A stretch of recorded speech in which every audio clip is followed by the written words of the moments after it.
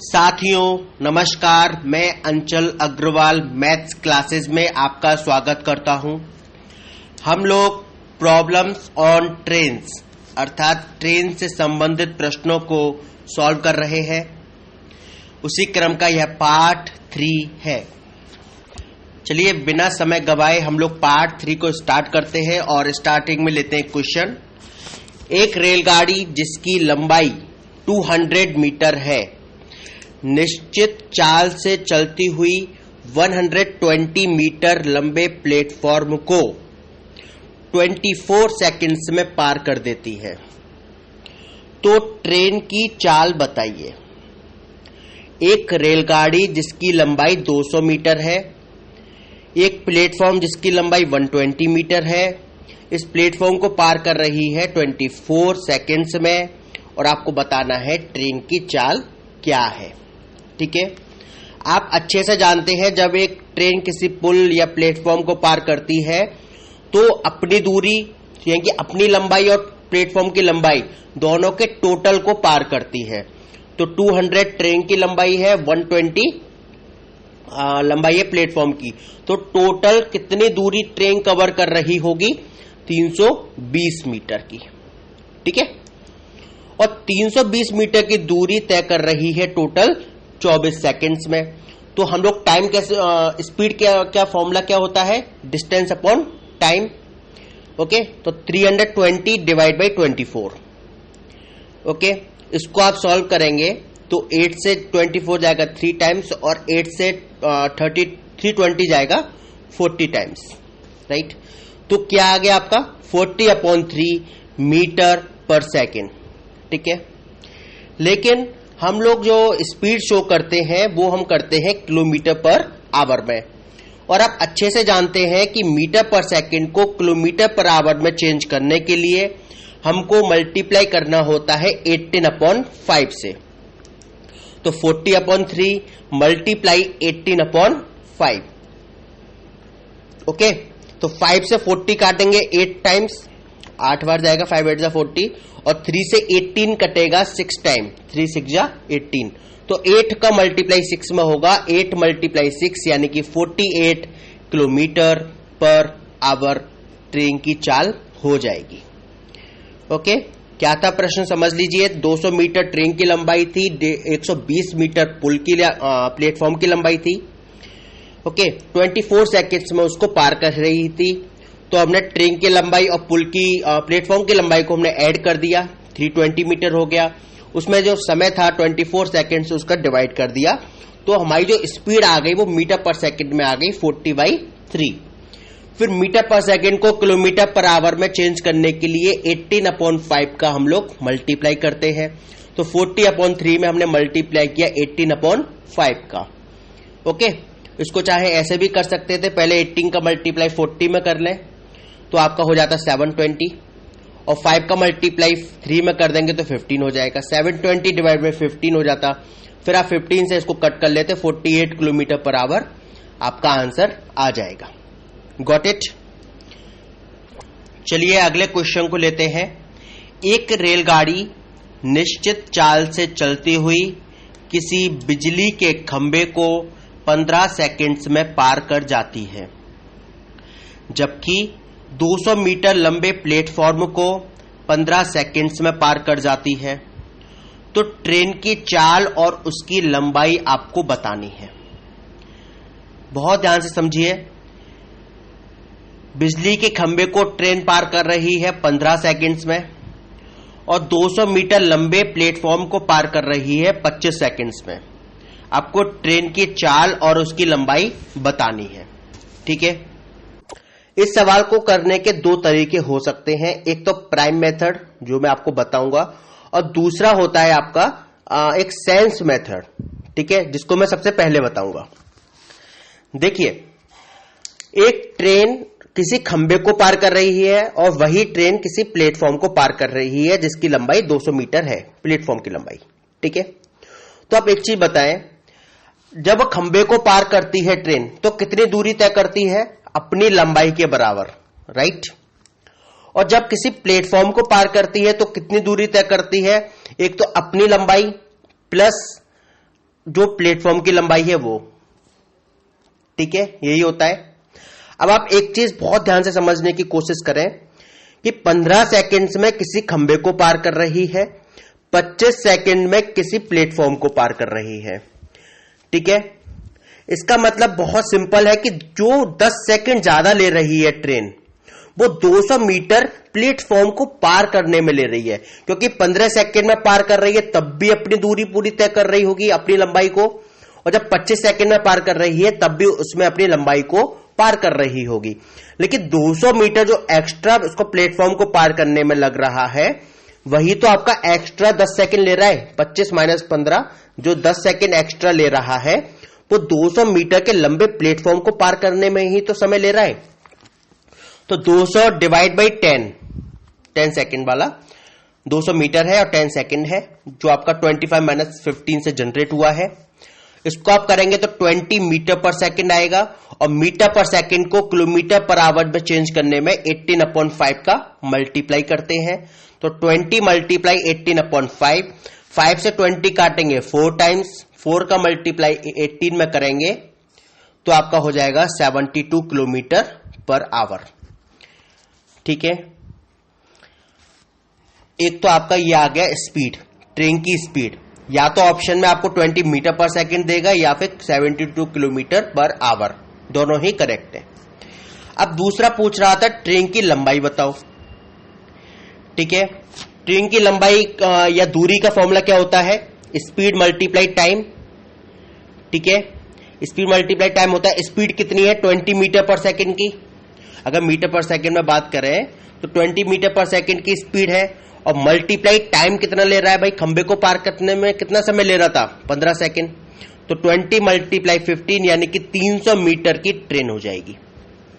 आप 72 भी ले सकते थे स्पीड को, लेकिन फिर आपको 72 को कन्वर्ट करना पड़ता मीटर पर सेकंड में। ठीक है, और हमने निकाल ही लिया था मीटर पर सेकंड में जो स्पीड आ रही थी ट्रेन की, वो 20 मीटर पर सेकंड आ रही थी। तो स्पीड मल्टीप्लाई टाइम जो डिस्टेंस का फॉर्मूला होता है, एक खंबे को पार करने में ट्रेन 15 सेकंड ले रही थी, तो आपने क्या किया? स्पीड थी 20, उसमें मल्टीप्लाई किया 15, 300 मीटर लंबी एक ट्रेन हो गई। Got it? ये तो था एक सेंस का मेथड कि एक सेंस के थ्रू हमने कैसे किया। हमने देखा यार जो एक्स्ट्रा 10 सेकंड लग रहे हैं वो प्लेटफॉर्म को पार करने में लग रहे हैं। ओके, दूसरा मेथड क्या हो सकता है? दूसरा मेथड में आप मान सकते हो कि ट्रेन की लंबाई है x मीटर। ठीक है, तो किसी बिजली के खंबे को पार करने में कितना समय लेगी? सॉरी, क्या चाल बनेगी उसकी? x/15, क्योंकि बिजली के खंबे को 15 सेकंड में पार कर रही है, तो x/15 हो जाएगा। ठीक है, ये चाल हो गई। दूसरी तरफ किसी प्लेटफॉर्म को पार करने में कितना समय ले रही है? 25 सेकंड। प्लेटफॉर्म कितना लंबा है? 200 मीटर लंबा। तो टोटल कितनी डिस्टेंस कवर होगी? x + 200। डिस्टेंस ये हो गई। समय कितना लग रहा है? 25 सेकंड। तो x + 200 में डिवाइड कर देंगे 25 सेकंड का, तो ट्रेन की स्पीड आ जाएगी। भाई x/15 हो या x + 200 डिवाइड बाई 15 हो, दोनों ही ट्रेन की स्पीड को शो कर रहा है, तो ये दोनों इक्वेशन आपस में बराबर हो जाएंगी। तो x/15 = x + 200 डिवाइड बाई 25। अब आप इसको सॉल्व कर लीजिए। x/15 = x + 200 डिवाइड बाई 25, और तब भी आप इसको सॉल्व करेंगे तो आ जाएगा आपका x = 20 मीटर पर सेकंड। प्लीज सॉल्व खुद करना है आपको। मैं काफी क्वेश्चंस को इस तरह आपको बता चुका हूं किस तरीके से सॉल्व करते हैं। Please try to solve this question by yourself. x/15 = x + 200 divide by 25। ओके, चलिए अगले क्वेश्चन को करते हैं। और जब आप स्पीड निकाल चुके हैं तो आपको मैंने बताया था फिर कैसे कर सकते हैं आप ट्रेन की लंबाई के लिए। भाई लंबाई बराबर क्या हो जाएगा? Speed multiply time. 15 का मल्टीप्लाई 20 में करेंगे तो 300 मीटर लंबी ट्रेन हो जाएगी। अगला क्वेश्चन करते हैं। एक रेलगाड़ी निश्चित चाल से चलते हुए 2 रेलवे प्लेटफॉर्म को 30 सेकंड और 32 सेकंड्स में पार कर जाती है। 30 सेकंड्स एंड 32 सेकंड्स में पार कर जाती है। यदि दोनों प्लेटफॉर्म की लंबाई 120 मीटर और 150 मीटर हो तो ट्रेन की चाल और ट्रेन की लंबाई ज्ञात कीजिए। एक ट्रेन है, दो प्लेटफॉर्म को 30 सेकेंड्स और 32 सेकेंड्स में पार कर रही है, निश्चित चाल से कर रही है। यदि दोनों प्लेटफॉर्म की लंबाई आपको दे रहा है 120 मीटर और 150 मीटर, तो ट्रेन की चाल एवं लंबाई बताइए। मैं इसको सेंस के मेथड से करूंगा, आप लोग भी उस मेथड को अपना सकते हैं। ओके, और यदि तकलीफ हो रही है उस मेथड को थोड़ा सा अडॉप्ट करने में, तो प्राइम मेथड से आप सॉल्व कर सकते हैं उसको, ठीक है। पर आप अगर सेंस मेथड को अपनाएंगे तो डेफिनेटली आप टाइम में थोड़ा सा बचत पाएंगे, जो आपके एग्जाम में बहुत ही बेनिफिशियल रहेगा, ठीक है। आप इस चीज को, बात को समझने की कोशिश करें। दोनों ही कंडीशन में ट्रेन प्लेटफॉर्म को पार कर रही है। एक प्लेटफॉर्म की लंबाई है 120 मीटर, दूसरे की लंबाई है 150 मीटर। भाई प्लेटफॉर्म को पार करने की कंडीशन क्या होती है? ट्रेन अपनी दूरी तय करेगी, अपनी लंबाई को तय करेगी, प्लस प्लेटफॉर्म की लंबाई को तय करेगी, ठीक है। दोनों में ही प्लेटफॉर्म पार कर रही है, अर्थात दोनों में ही ट्रेन अपनी लंबाई को तो कवर कर ही रही होगी, ठीक है। एक्स्ट्रा पहले प्लेटफॉर्म में उसे 120 मीटर चलना है और दूसरे में 150 मीटर एक्स्ट्रा चलना है। ये बात क्लियर है। अब आप एक चीज बहुत ध्यान से सोच के बताइए, दोनों ही प्लेटफॉर्म में अंतर कितने मीटर का है? 30 मीटर का। और समय में कितना अंतर है भाई? 32 सेकेंड्स और 30 सेकेंड्स, दो समय आपको दे रहा है, तो 2 सेकेंड का अंतर है। तो एक चीज बताइए कि जो एक्स्ट्रा 30 मीटर कवर कर रही है वो 2 सेकेंड में ही तो कवर कर रही होगी। भाई कोई ट्रेन, आप इस चीज को समझने की बहुत ध्यान से कोशिश कीजिए कि अगर दो प्लेटफॉर्म है जिसकी लंबाई है, एक की 120 मीटर, दूसरे की 150 मीटर, ठीक है, और समय कितना ले रही है? 30 सेकेंड और 32 सेकेंड्स, तो 2 सेकेंड का जो एक्स्ट्रा समय ले रही है वो 30 मीटर को पार करने में ही तो ले रही है। तो ट्रेन की चाल क्या हो जाएगी? 30 डिवाइड बाई 2 यानी कि 15 मीटर पर सेकेंड। दूरी कितनी है? 30 मीटर और समय 2 सेकेंड का, तो स्पीड क्या हो गई ट्रेन की? 15 मीटर पर सेकेंड। और आपसे यदि पूछे ट्रेन की लंबाई कितनी है, ठीक है, तो आप कैसे निकालेंगे इसको? ये मैं आपके ऊपर ही छोड़ता हूं, ट्राई करके देखिए सॉल्व करने की। यदि नहीं आता है then please feel free to ask me, okay. आप लोगों की शिकायत आती है कि मैं आप लोगों को कोई होमवर्क का क्वेश्चन नहीं देता, तो ये आप इस तरीके से उन क्वेश्चंस को समझ सकते हैं। मैंने आधा सॉल्व कर दिया, आधा सॉल्व कीजिए। दूसरा, पॉसिबल हो सके आपके लिए तो प्राइम मेथड से भी इसको सॉल्व करके देखिए, जो आपका एक फुल प्रूफ मेथड है, फुल लेंथ मेथड है, उसको भी ट्राई करके देखिए, ठीक है। इससे आपकी कैलकुलेशन स्पीड भी बनेगी और क्वेश्चन को करने की समझ आएगी, ओके। इसी तरीके का एक और क्वेश्चन कर लेते हैं, सॉल्व आपको ही करना होगा। एक रेलगाड़ी निश्चित चाल से चलती हुई दो रेलवे प्लेटफॉर्म को 24 सेकेंड्स और 27 सेकेंड्स में पार कर जाती है। दो रेलवे प्लेटफॉर्म को 24 सेकेंड और 27 सेकेंड में पार कर रही है। दोनों प्लेटफॉर्म की लंबाई है 150 मीटर और 200 मीटर। तो आपको ट्रेन की चाल बतानी है किलोमीटर पर आवर में। एक बार और क्वेश्चन को समझ लीजिए। दो रेलवे प्लेटफॉर्म है, ठीक है, उनको पार कर रही है 24 सेकेंड्स में और 27 सेकेंड में। पहले प्लेटफॉर्म की लंबाई है 150 मीटर और दूसरे की लंबाई है 200 मीटर। तो आपको ट्रेन की चाल बतानी है किलोमीटर पर आवर में। Got it? आपको ये खुद सॉल्व करना है। अगला क्वेश्चन लेते हैं। दो रेलगाड़ी जिसकी लंबाई क्रमशः 200 मीटर और 120 मीटर है, ठीक है, दो ट्रेन है ये, एक 200 मीटर लंबी है और एक 120 मीटर लंबी है, ठीक है, एक दूसरे के विपरीत दिशा में चल रही है,